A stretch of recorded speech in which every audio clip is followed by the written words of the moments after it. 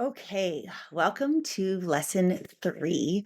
So, before we get into contract renegotiation, we're going to go a little deeper into understanding how to heal your communication because communication in a marriage is pretty much everything. So, I'm going to do a lesson today about going deeper into that programming wound because it is showing up in almost all of the arguments, all the disagreements are all rooted in this trauma wound or programming that you're running. And by understanding it at a deeper level, it's going to help you be mindful. And then it's also going to set us up for next lesson where we talk about how to renegotiate the contract and get what we want. Okay, so let's talk first about chakras. I really think that in the end, understanding your chakra blockages and getting energetically balanced in all the chakras is kind of the secret to manifesting and creating the relationships you want, not only with yourself, with your spouse, with your kids. So, by understanding, for me to take a few moments and just understand how these blockages could be affecting you. So, I'm just going to talk about what you're going to see when they're closed. When these chakras are blocked off, you're going to have, let's start with the heart chakra, because the heart chakra is the bridge point between the body and the mind chakras. And think about it, in a relationship, you're trying to have this physical connection, but also this mental, spiritual connection. And things can get really complicated, right? And if we understand first that we're energetic beings in a body, not bodies with energy, then it helps us understand that all these emotions that are getting in the way or causing these reactions that do so much damage to our marriage, then we can step back and kind of see what's happening on a bigger picture, right? So if you have a heart chakra blockage, you might have trouble having compassion for your spouse, right? You feel like so angry because they don't understand where you're coming from and what you want. And instead of being able to step back and go, okay, hold on, they feel like this. Oh, wait, I too know what it's like to feel like that. This empathy and compassion is important. You might be impatient. I want this fixed now. Look I can speak on all of these things because every single thing that I present in this marriage course I have had to work through at some point. Victor has had to work through at some point. Um, but but we believe so firmly in the awareness of it that as you work through it, then when it presents itself again, you can really quickly adjust and get back on track. So you might have trouble with trust. You might be trapped, maybe because of a blocked heart chakra. You're trapped in a relationship that's no longer serving you. Don't know. You might have irritability, uneasiness, grief. You could, loss of a parent, loss of somebody really close to you could be causing a blocked heart chakra that's playing out in this relationship. A divorce, a past divorce is extremely common to have that heart chakra blockage from a past relationship that's playing out in the present relationship. Inability to let go of past wounds, immune system's not so relevant right here.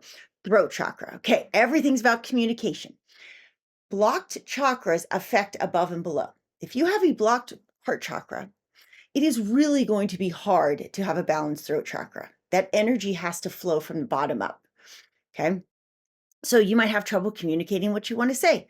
You don't know how to communicate your emotions. You feel misunderstood. You're secretive. You're closed off, unworthy of attention, unable to connect. Hormone fluctuations can definitely be playing a role in poor communication. Chronic sore throat is an indicator too, or when you get sick, if it always goes to your throat, neck tension, teeth grinding. Okay, so just be aware that all of the trouble in the communication might have to do with blocked chakras. We have full courses on that, and that is really, Victor, and my specialty is teaching you how to balance your chakras. So it doesn't just start and end with those. You have body chakras. I talked about the lower 3 chakras, your energetic hubs below the heart, solar plexus, some really big ones to keep in mind. If you have, actually, let's start on the right with root chakra because I said it works up. And Victor is a huge voice and proponent of that most men he works with have root chakra blockages. And so if the root chakra is blocked, it's really hard to get guys to work in these upper chakras and even get to this point where they're even contemplating heart and throat chakra blockages. Root chakra, anxiety, big indicator.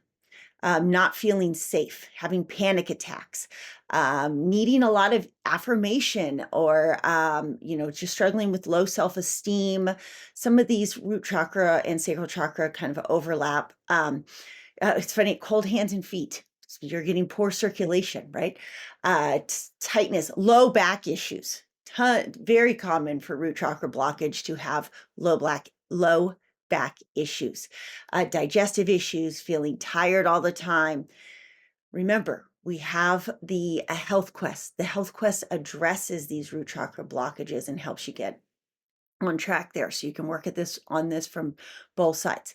Sacral chakra, you might not have much inspiration, trouble with jealousy, low self-worth, being bored, a ton of guilt, easily offended, addictive behaviors, low energy again, hormone imbalance, allergies. Okay.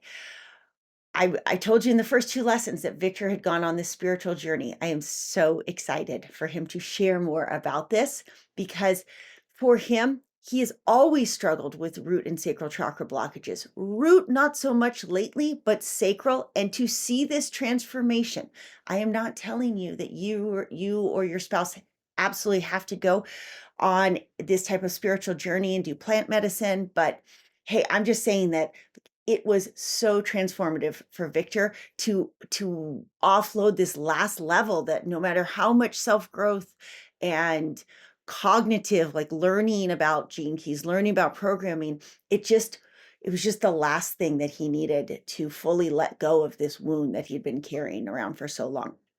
Okay. And so now I can see it's so much easier, because he doesn't have this root chakra blockage or this sacral chakra blockage now. This solar plexus plays out. Like, your solar plexus is where you act brave and bold.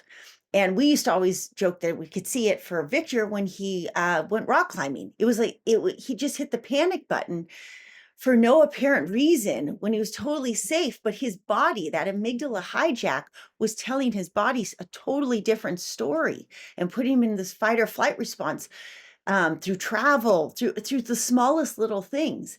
And so now, because there's energy flowing through the sacral chakra, it can flow up to the solar plexus. And like we went climbing yesterday, and it was nothing. It was like, I'm so calm.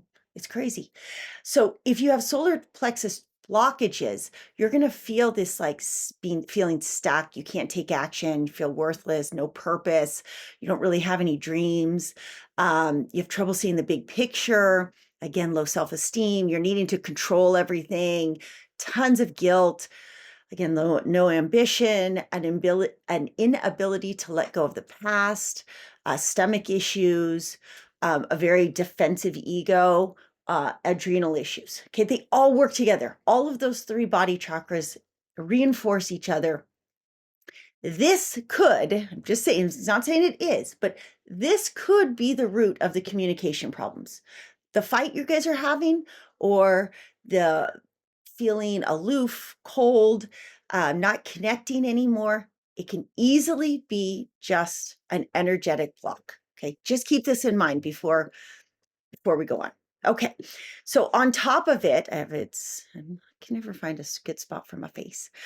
We have programming and values. So I want you to also keep in mind that those energetic blocks could be stemming your programming, could be just the hardwired Enneagram that you have, that I must be perfect, I must be helpful, I must achieve, I must be unique, I must be capable, I must be loyal, I must be fun, I must be strong, I must be harmonious. Whatever that is for you, that program that was just, you had to have a program, right? You couldn't come to this earth, couldn't come into this body without having some type of shield. That could be causing that energetic block, and vice versa. And so I want you to remember to keep in mind, we have that closer connection workbook. Like, what is the value that is driving you?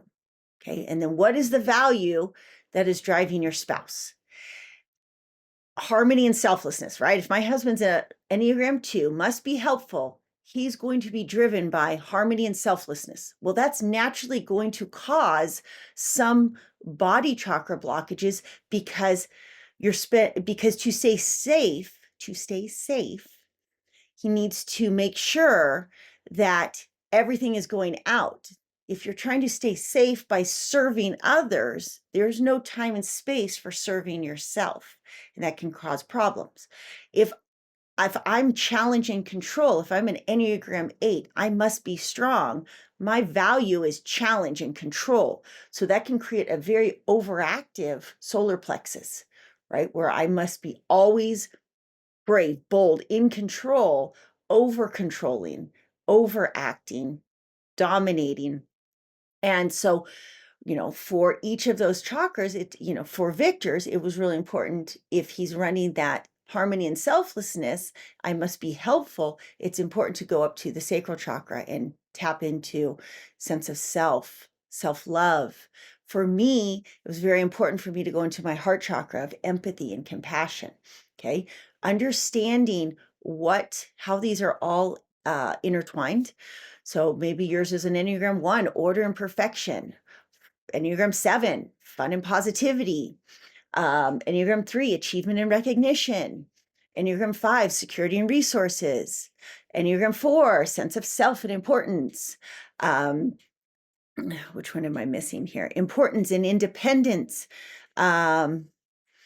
I honestly don't know which one that was, which one that was matched to, but Enneagram 6 is a lot, and Enneagram 9 kind of overlap with that harmony and selflessness one. Okay, deeper shadow work. Here we go. So there's one more bigger picture I even want you to understand. The world is created or built upon this foundation of generational self-worth crisis. It's just how it is. Okay. And so we talk about this in a family communication workshop. But I want you to imagine that you are Tina and Brad. You are on this picture on the left. You are the father, husband, the mother, wife. In the middle, Tina. Okay. And you have these 3 beautiful children. You have Grant, Terry, and Tegan. And you had parents, right? Maybe only a set of parents, maybe, or like me, multiple parents. But Tina has father and mother, and Brad over there has a father and mother. Okay. And there's all this ego defense happening to prove ourselves, right? We all have this childhood wound. We all have this ego defense called our programming that creates this value system. And so maybe you're Brad and you're just like, I'm just trying to make my dad proud. But you're not necessarily aware that your dad was abandoned by his dad at 8 and has his own issues and trauma and programming that he's running that made it so that he wasn't very good at meeting your needs. Or maybe you had a mom who was resentful because she was the youngest of 10 and nobody ever saw her or made her feel important. And now she's basically obsessed with her relationship and never was able to fully step into seeing Brad. And now Brad's got this wound of, gosh, I just want my parents to see me, and is having trouble meeting Grant at Grant's, just thinking like, hey, sports are going to define me. And so, you're trying your best, but you're just showing up and being like, hey, be the best soccer player on this team, or, score the winning goal so that you feel good about yourself and I feel good about me. And maybe now my dad's going to see how great I am because his grandson won the game for the team. Or, having trouble seeing Tegan, who maybe she's an Enneagram 4 and just wishes somebody understood the depth of her emotions. But, you were so busy trying to be successful in your career that you didn't really ever understand this emotional stuff. And I'm not painting this picture to make you feel bad about yourself or to feel shameful.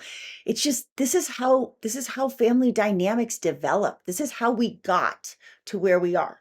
Picture you're on a hike and you get lost. And you're like, instead of blaming, like, hey, we should have turned back there, it's just like, hey, we're lost. Let's assess how we got here and think back to where we could have made a better turn and decide what should we do going forward. And so going with this family communication, it's like, well, maybe you're Tina who feels like she has to, maybe she's an Enneagram 1 and has to feel like she has to be perfect all the time.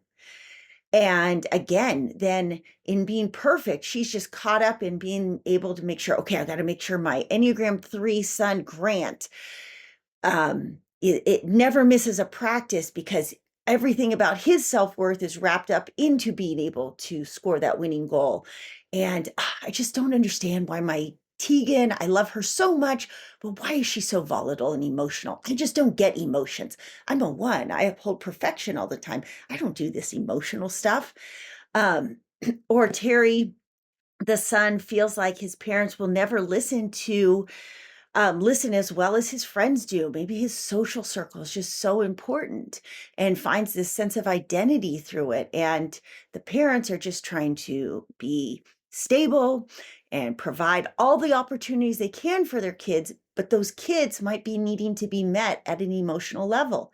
And maybe Tina's an Enneagram 1 who has this perfectionist tendency because she had a dad who was raised with very few opportunities and had a money scarcity mindset. Maybe it was an Enneagram 5 and was like, hey, we know, you need to always play it safe, like get a good job, make sure the dinner is put on the table when your husband comes home. And maybe she has a mom who's always worried about just basic survival.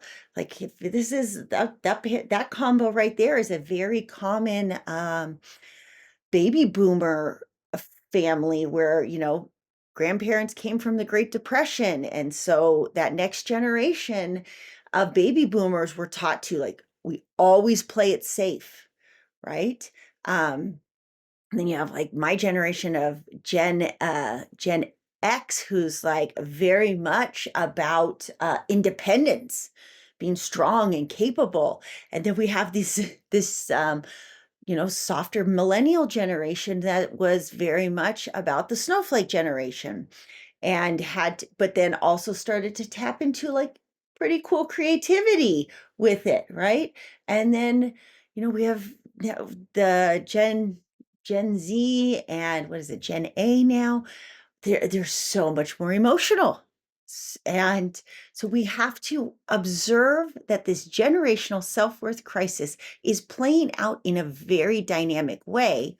And that if you can recognize that is built upon all these different Enneagram defense mechanisms. And one more for you, one more to help see the big picture. We have regardless of Enneagram, regardless of whatever the wound is, overall society is also built on the pursuit of a tribe. For men, right? This has gone back so many generations, way beyond what we're talking baby boomers. We need our genes to carry on. We do that through our tribe. I think there's some really cool lessons in the Gene Keys about this. But so for men, let's just say on a simple, okay, Victor and I came up with this together as like just a simplified version of what we see happening. These flies. For men, you start off like, you're so creative, right? I joke with Victor, you're like playing with your Star Wars one day and okay, you want to play imaginary, and then your hormones kick in, right? And you have one thing on your mind all day long. And you think, how can I position myself? Oh man, I even read this and I have a typo. In a way that draws this to you, that can position yourself as this attractive character, as this guy, the one who wants to be seen as the guy, right? So whether it's like you're doing it through sports, through school, through dress, through your physique, you want to position yourself as that guy so that you attract a mate. And for women, you also are creative. You're playing dolls and having tea parties. And then all of a sudden, you want this safety, this security, this protection, this validation and tenderness that you crave that you might very commonly did not get from your parents. And so you're like, okay, I need I need a boy, a man in my life to provide this for me. And so you become very focused on positioning yourself in a way that attracts the boy you want. You want to be seen as hot, right? But really, really, you want to feel significant, and significant a lot of times also goes hand in hand with safe and secure. And awesome, it pays off. This tribe is formed. And, men's like, all right, I'm getting some. And women think, okay, I'm important, I'm safe, I'm protected, I'm cared for. Everything's going to be great from then on out, right? The rest of our life together is going to be great with these two things. It's so simple. But then we add babies to the mix, right? And at first it's like, okay, this is reinforcing this feeling of this tribe. Men, they're like, look at my tribe. And women are like, oh, I'm so loved and needed. This is so great. But we get lazy, right? Maybe it takes 5 years, 10 years. I could tell you for Victor and I, it took 13 years before we got lazy. And then our responsibilities grow and we get tired. And with kids, it's like it's great because we have more love, but we have more to love. So we also feel more, there's more to risk, right? We start to lose. I kid you not, you guys, I should have had Victor proof this. I read through this. This is why I'm not an Enneagram 1. We have so many typos. It's awesome. Um, we start to play it safe. We don't want to lose any of our tribe. So we get scared. Okay, we take less risks. We focus so much on the future, we forgo the joy that made this relationship so passionate to begin with. All that silly stuff that we were doing to position ourselves is like, check me out. I'm so good at sports. I got this great physique. I'm really good at school. I'm really good at like whatever other thing, we dress a certain way. We get lazy. We get lazier and lazier, and we get scared. So we don't do things to be attractive anymore, even if it's just from an energetic standpoint. And then on top of it, we get caught in this comparison trap, right? We're comparing ourselves to the Joneses and trying to fight for status tribe to tribe, that we start neglecting our tribe. Okay. And this might be all like, yes, Robin, I get this, but like it's probably playing a role bigger than you might. If you're still fighting, if you still have disagreements, then these things are playing a role more than you're realizing.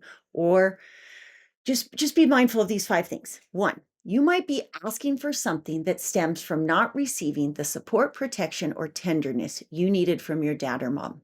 They didn't make you feel significant. You're asking this other person to make you feel significant. You might have unrealistic expectations rooted in trying to keep up with the Joneses, with society, to feel significant. Just like I said, you might be like, hey, I got to work harder, get that bonus so I have a bigger house, a better car, so that my kid's on a better soccer team. You might be trying to control your spouse in an attempt to prevent fear of loss, fear of rejection, or fear of death. Okay.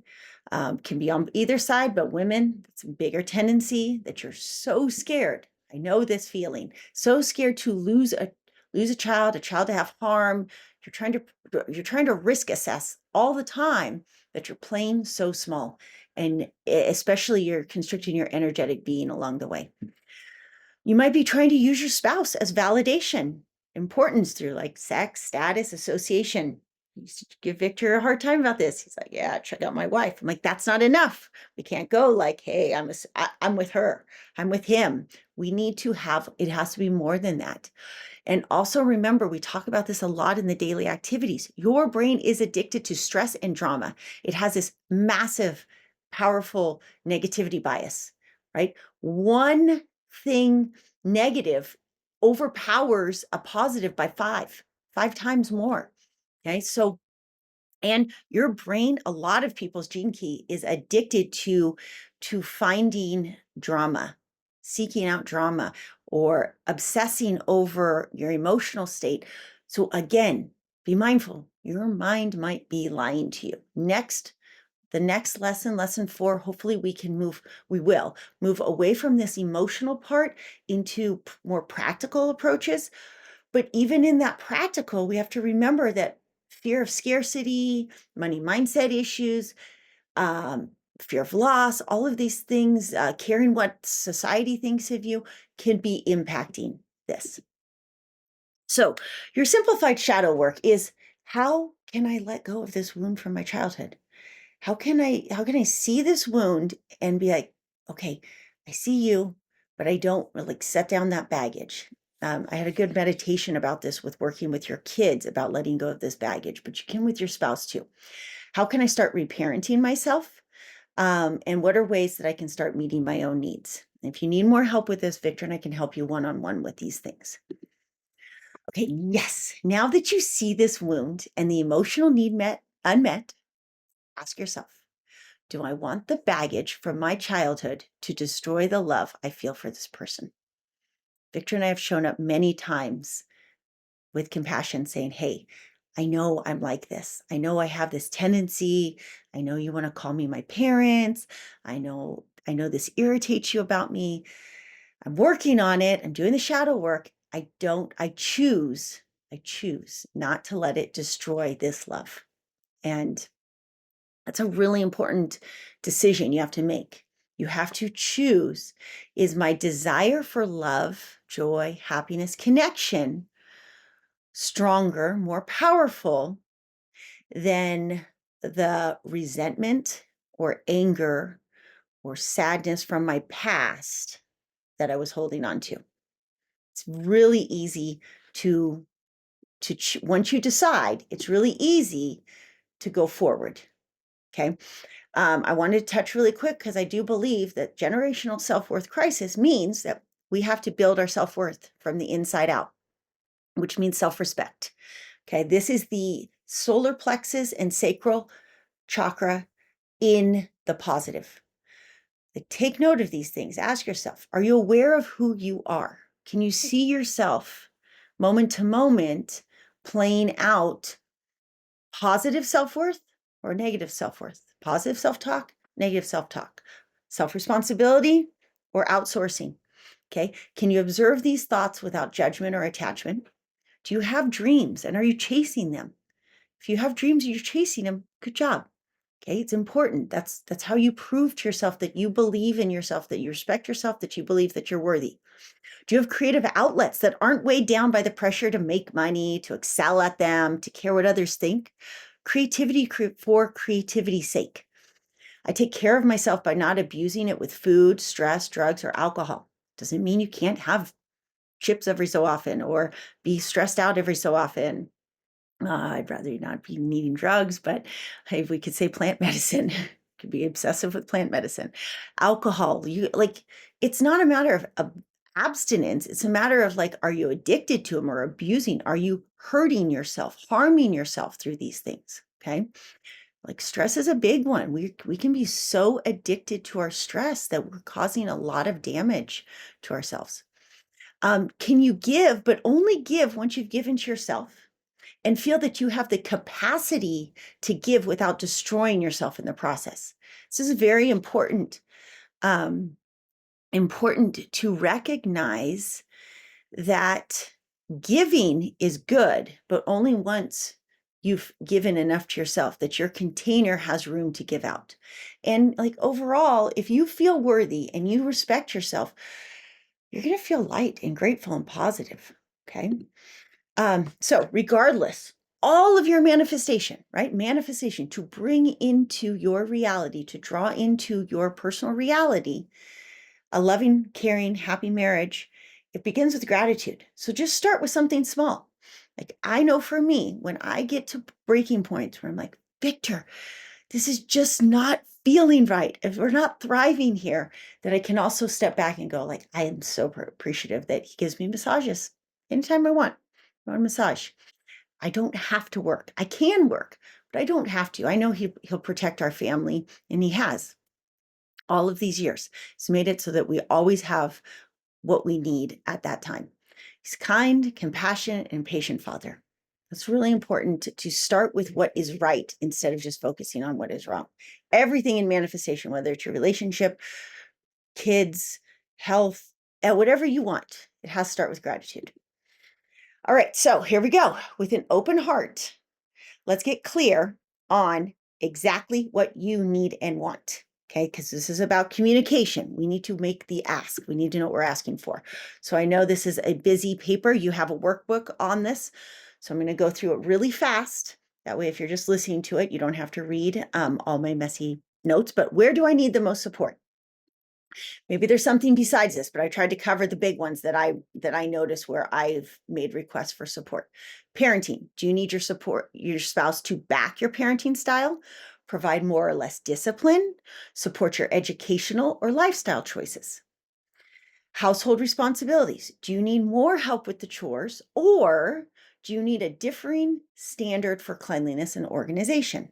Got this new RV. Victor's like, God, you're so obsessive about how you keep it clean. Are you at Enneagram 1 or something?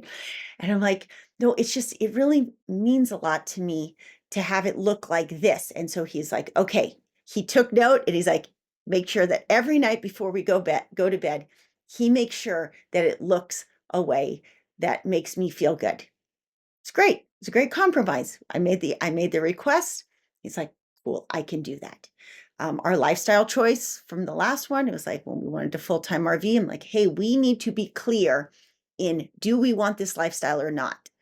And so, first few years, it was very much resistant. And then a couple of years ago, I was like, I choose this. I want this. And then we can build off of that in the next lesson and how we came to an agreement. Presence. Do you want your spouse to talk to you more or to ask more questions? Victor can tell you he meditates and makes a list of questions to ask me because I need to connect verbally way more than he needs to connect verbally. Okay, stress. Do you want to set boundaries so that there is less work-related stress or pressures from extended family, kids' activities, or social obligations? This is why we made the lifestyle choice, because at one point I said, I cannot do the amount of stress, the amount of extended family obligations, soccer practice, gymnastics meets, I needed to check out of society. And we did. And our stress went down. And now we would never go back to the level of stress that we used to tolerate. So you have to decide, what is your stress? What is the boundary on stress for you? Leadership. Do you need help making decisions? That was one Victor and I did this summer. I'm like, hey, I need you to choose where we go. And he'd be like, well, I love everywhere you choose. It's great. I'm like, well, I need to feel like you're saying, yes, let's go there.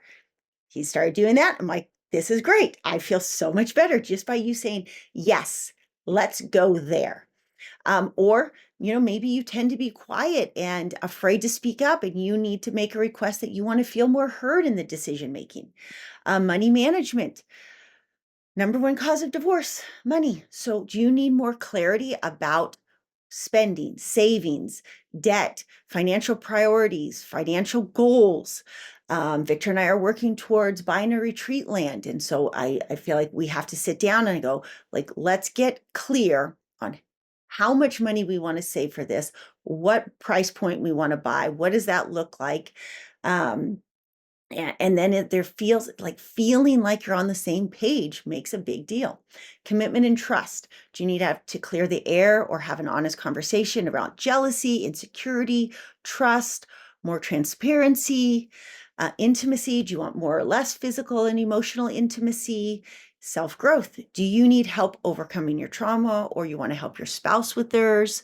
Do you want to be on a similar self-path journey? I think a lot of people who end up in this course, that's the number one thing I hear is one person started the self-growth journey and the other person's lagging. And that's very relatable. I started my self-growth journey 10 years before Victor. And let me tell you, now that we're on the same self-growth journey, it feels amazing. It's so great. So hang in there, keep making the requests. I'm going to hold your hand through it and help you get there. So now that you're clear in what you want, you're going to go do that worksheet. You're going to go through and figure out what exactly it is that is the most important thing. Learn from my mistakes, because I didn't trust that we would eventually be on the same self-growth journey. I was so angry about it. Now, granted, I'm an Enneagram 8, so that was natural for me, but I kept making the requests and getting mad. And I would say, like, The good thing about this course while I'm presenting it this way is I'm going to teach you how I wish I had handled it, how I did eventually handle it, but I had to do so much of my own self-growth in order to come to a place where I could speak to Victor with impeccability, with integrity, where I could say only what I needed, where I didn't have to feel like it was vomit or word diarrhea of like bringing up the past, bringing up all these emotions. I was able to be very clear, as I'm about to show you, very clear in what I wanted and why I wanted it and how to do it in a way that was receptive, where he could like not feel attacked, and vice versa. Because he's a defender, I had to kind of teach him how to speak in a way that wasn't like always pushing back or putting up a wall for me. So, speak with integrity. Say only what you mean, what you really, I should have said need. Like, we don't need to bring in all these extra things. In fact, what I've learned is to just say less. I just breathe a lot more and just like, what's the bare minimum I need to say here? Avoid speaking against each other. It's not about character attacks here. Use the power of your words in the direction of truth and love. What is the outcome I want? Well, honesty and love. I want to feel connected. So, okay. So you're going to write these things first. I have it in the workbook, but I have the throat chakra gift. I can help people find the exact word that they need to say. Victor's really good at this now too. We've just practiced at it for a very long time. So you want to first request a meeting. And, for a long time, Victor and I had to work on just texting each other back and forth so that the words wouldn't get confused or messed up. So it's something like, hey, I'd really like to revisit that argument, whatever disagreement, point of conflict, whatever that we were having earlier, maybe the other day, right? Lesson 2, it was about give yourself a timeout, process. But I don't want to fight. Okay, you're setting a clear boundary. I don't want to fight about this. I took some time. This is personal responsibility. I took some time to think about what I was feeling, and I'd like if we could sit down so I can calmly share with you what I'm feeling without you needing to solve it, defend it, or disagree with it. Look, I think this is really important because this is positioning yourself as a full self-responsibility and also setting boundaries like, hey, you're not going to solve this for me. You're not going to defend. We're not going to disagree. I just want you to listen. Just really want you to listen, and I want to express. I have a meeting in a few minutes, so I got to wrap this up. Okay, so we're going to share our thoughts.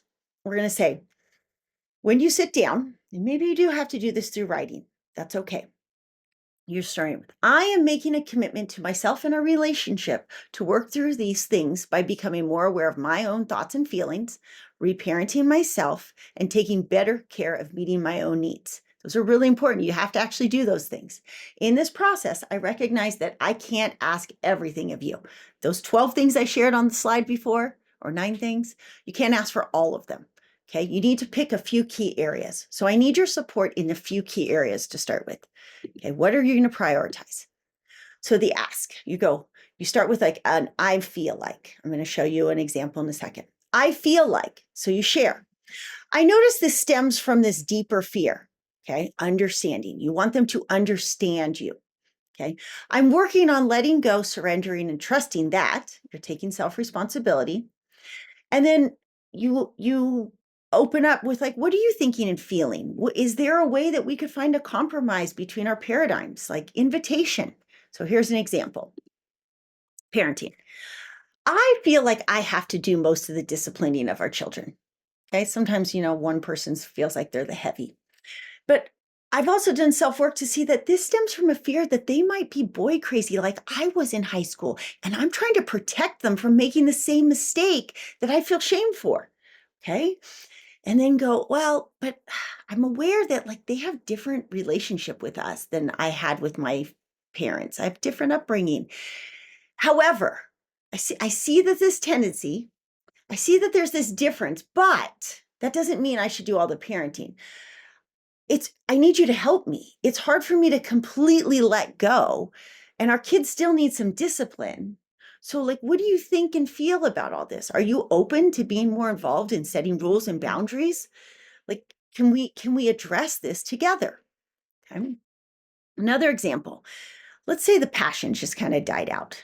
let's say you're like, "Ah, you know what? I just feel like I'm not as attracted to you as I want to be."